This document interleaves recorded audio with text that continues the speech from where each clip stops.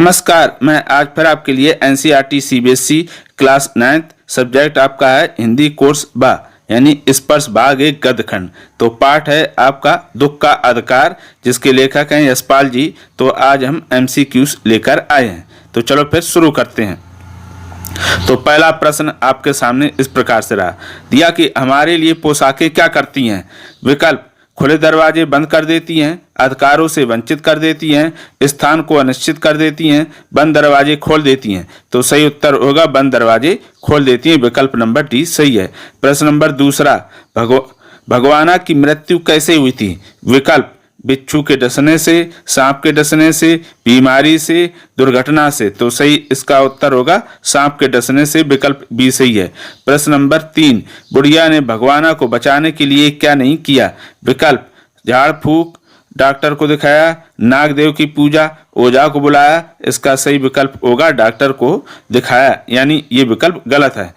प्रश्न नंबर आता है 4, सांप के काटने से भगवाना के शरीर का रंग कैसा हो गया था।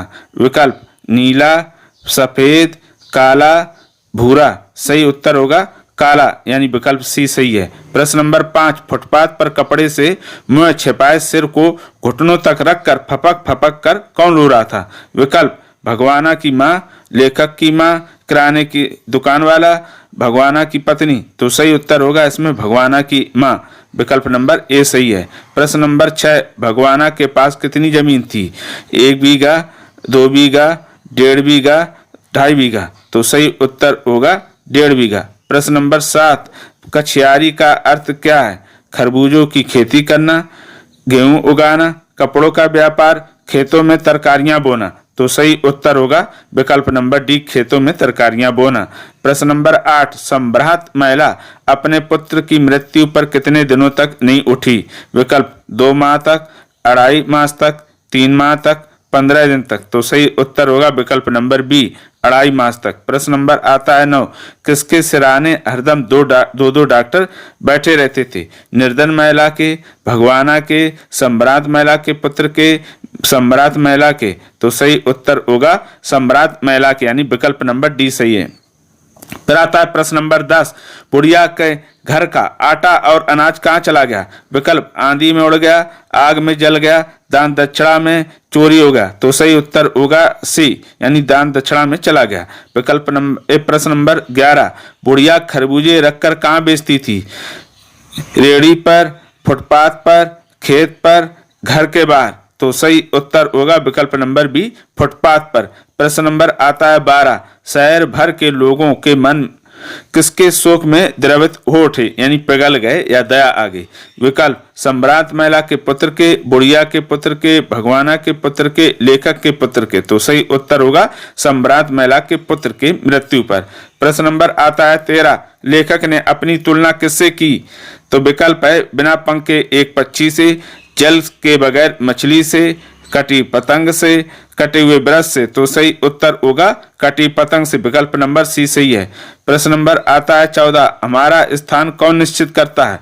तो समाज, पोशाक, परिवार, सरकार। तो सही उत्तर होगा विकल्प नंबर बी, पोशाक। प्रश्न नंबर आता है 15, भगवाना कितने वर्ष का था। 20 वर्ष का, 21 वर्ष का, 22 वर्ष का, 23 वर्ष का। तो सही उत्तर होगा 23 वर्ष का। प्रश्न नंबर 16, मनुष्य के जीवन में पोशाक का महत्व क्या है। विकल्प: पोशाक से व्यक्ति अपने और दूसरे व्यक्ति में भेद करता है। बी, विशेष समय में पोशाक हमें नीचे झुकने से रोकती है। सी, पोशाक मनुष्य के स्तर को दर्शाती है। डी, सभी विकल्प सही हैं। तो इसका सही उत्तर होगा सभी विकल्प सही हैं। अब आता है अगला प्रश्न नंबर 17, बुखार से तवे की तरह शरीर किसका तप रहा था। बच्चों का, भगवाना की पत्नी का, भगवाना का, या फिर बुढ़िया का। तो सही उत्तर होगा भगवाना की पत्नी का। प्रश्न नंबर 18 दिया है कि दुख का अधिकार कहानी के माध्यम से लेखक किस पर व्यंग करता है। विकल्प: भारतीय संस्कृति पर, समाज के बनाए नियमों पर, या स्वयं के बनाए नियमों पर, या निम्न वर्ग की छोटी सोच पर। तो सही उत्तर होगा इसका विकल्प नंबर बी, समाज के बनाए नियमों पर। प्रश्न नंबर आता है 19, दुख का अधिकार कहानी में लेखक यशपाल जी क्या कहना चाहते हैं। दिया कि दुख की अनुभूति सभी को एक जैसी होती है, गरीब को दुख की अनुभूति कम होती है। दुख व्यक्त करने का अधिकार केवल अमीरों को होता है, गरीबों को दुख व्यक्त करने का अधिकार नहीं है। तो सही उत्तर होगा ए, दुख की अनुभूति सभी को एक जैसी होती है। प्रश्न नंबर 20, दुख का अधिकार पाठ के लेखक हैं धीर रंजन मालवीय, यशपाल, शरद जोशी, स्वामी आनंद। तो सही उत्तर होगा बी, यशपाल जी। प्रश्न नंबर आता है 21, बुढ़िया खेत पर क्या बेच रही थी?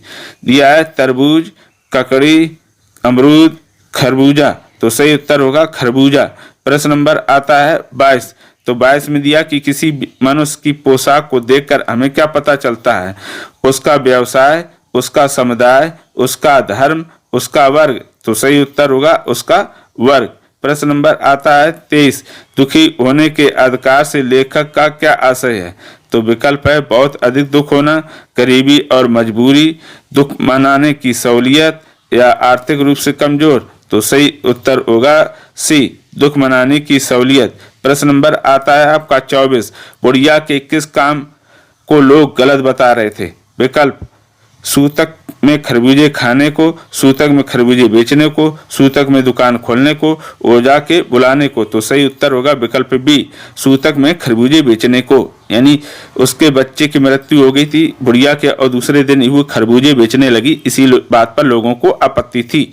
तो प्रश्न आता 25, दादी पोतों को भूख लगने पर खाने के लिए क्या देती है? तरबूज, ककड़ी, खरबूजे, खीरे। तो सही विकल्प होगा विकल्प नंबर सी सही है, खरबूजे। फिर आता है प्रश्न नंबर आपका 26, जिंदा आदमी नंगा रह सकता है परंतु मुर्दे को कैसे नंगा विदा किया जाए? उक्त कथन का संबंध किससे है? दिया है धर्म की आड़ से, एवरेस्ट मेरी शिखर यात्रा से, दुख का अधिकार से, शुक्र तारे के समान। तो सही उत्तर है विकल्प नंबर सी, दुख का अधिकार पाठ। अब अगला प्रश्न नंबर 27, दुकान के तख्तों पर बैठे लोग या बाजार में खड़े लोग बुढ़िया के बारे में क्या बातें कर रहे थे? विकल्प घृणित बातें, अच्छी बातें, समझदारी की बातें, प्रशंसा की बातें। तो सही उत्तर होगा घृणित बातें, यानी ए विकल्प सही है, यानी उसको घृणा की दृष्टि से देख रहे थे। प्रश्न नंबर 28, पतंग को भूमि पर कौन नहीं गिराने देता है? विकल्प डोरी, हवा, पक्षी, या फिर विश्वास। तो सही उत्तर है हवा। हवा क्या होती है? पतंग को नीचे नहीं आने देती है। प्रश्न नंबर 29, फुटपाथ पर खड़े एक आदमी ने दिया सलाई की तीली से कान खुजाते हुए बुढ़िया के बारे में क्या कहा? विकल्प इनके लिए खरबूजा ही सब कुछ है, इनके लिए परिवार ही सब कुछ है, इनके लिए रोटी का टुकड़ा ही सब कुछ है, इनके लिए परिवार ही सब कुछ है। यानी इनके लिए परिवार ही सब कुछ 2 बार आ गया है, ठीक है। तो इसके उत्तर होगा सी, इनके लिए रोटी का टुकड़ा ही सब कुछ है। अगला प्रश्न नंबर 30, दिया है कि लेखक बेचैन क्यों था? विकल्प स्वयं से परेशान था, बुढ़िया की पोशाक को देखकर, सम्भ्रांत महिला के बेटे को लेकर, बुढ़िया के दुख को नहीं जान पा रहा था। तो सही उत्तर होगा डी, बुढ़िया के दुख को नहीं जान पा रहा था। प्रश्न नंबर आता है 31, परचून की दुकान पर बैठे लाला जी ने कौन सा कथन नहीं कहा है? विकल्प जवान बेटे के मरने पर 13 दिन का सूतक होता है, इनके लिए रोटी का टुकड़ा ही सब कुछ है, दूसरे के धर्म ईमान का तो ख्याल करना चाहिए, उनके लिए मरे जिए का कोई मतलब नहीं है। तो सही विकल्प होगा इनके लिए रोटी का टुकड़ा ही सब कुछ है, विकल्प नंबर बी, ये बात लाला जी ने नहीं कही है। अगला प्रश्न, प्रश्न नंबर 32, बुढ़िया को देखकर लेखक की मनोदशा कैसी हो गई? प्रसन्न हुए, व्यथित हुए, आशावादी हुए, सकारात्मक। तो सही उत्तर होगा व्यथित, यानी दुखी हो गए। प्रश्न नंबर 33, लेखक यशपाल बुढ़िया के दुख से दुखी होकर भी स्वयं उसकी मदद क्यों नहीं गया? यानी लेखक यशपाल बुढ़िया के दुख से दुखी होकर भी स्वयं उसकी मदद के लिए क्यों नहीं गया? विकल्प वह हंसी का पात्र बनने के कारण, बुढ़िया से शत्रुता के कारण, पोशाक की मर्यादा के कारण, सामाजिक नियमों पर विश्वास के कारण। तो सही उत्तर होगा सी, पोशाक की मर्यादा के कारण। अगला प्रश्न नंबर 34, सम्राट महिला और बुढ़िया का दुख एक जैसा होते हुए भी अलग अलग कैसे था? विकल्प राजनीति के कारण, समाज के कारण, आर्थिक विषमता के कारण, धार्मिक असमानता के कारण। तो सही उत्तर होगा आर्थिक विषमता के कारण, यानी दोनों कैसे थे? आर्थिक रूप से अलग अलग थे, बुढ़िया गरीब और सम्राट महिला तो धनी थी। प्रश्न नंबर आता 35, बाजार में लोग बुढ़िया को अपमानित नहीं करते यदि वह सम्राट परिवार से होती, वह गरीब परिवार से होती, वह अगर शिक्षित होती, यदि उसकी बहू साथ होती तो इसका सही उत्तर होगा वह सम्भ्रांत परिवार से होती, यानी धनी परिवार से होती तो लोग उसकी बुराई नहीं कर रहे होते या अपमानित नहीं कर रहे होते। प्रश्न नंबर 36, यशपाल जी का जन्म कहाँ हुआ था? लाहौर में, दिल्ली में, मुंबई में, फिरोजपुर में? तो सही उत्तर होगा डी, फिरोजपुर में। प्रश्न नंबर आता है आपका 37, कौन सी रचना यशपाल जी की नहीं है? विकल्प दादा कामरेड, तिलिस्म, फूलों का कुर्ता, ज्ञानदान? तो सही उत्तर होगा बी, तिलिस्म। प्रश्न नंबर आता है आपका 38, वायु की लहरें कटी हुई पतंग को सहसा भूमि पर नहीं गिर जाने देती, उस कथन का संबंध किस पाठ से है? विकल्प तुम कब जाओगे अतिथि, धर्म की आड़, दुख का अधिकार, शुक्र तारे के समान? तो सही उत्तर होगा दुख का अधिकार। तो ये इस पाठ से आपके दुख का अधिकार के 38 यानी 38 MCQs हम लेकर आए थे, जो आपके लिए कैसे साबित होंगे, उपयोगी साबित होंगे। उसके पश्चात भी अगर इस पाठ से संबंधित किसी प्रकार का डाउट हो तो कमेंट करके हमें अवश्य बताइएगा।